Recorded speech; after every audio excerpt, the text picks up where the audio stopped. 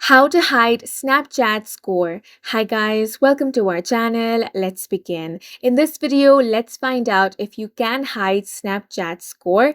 Now, the first thing you want to do is open the Snapchat app on your device. Make sure you're using the latest version of the app. You can check from Play Store or App Store if there is any update for Snapchat app.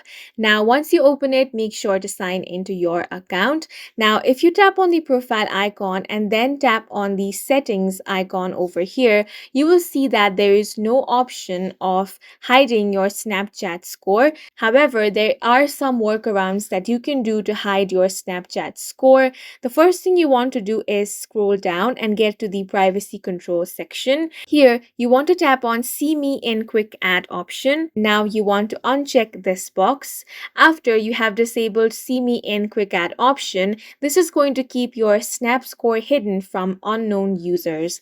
Now you want to head back. Now tap on View My Story option and tap on Friends Only. Then you want to head back, tap on Contact Me option, and here tap on Friends Only option and tap on OK over here as well.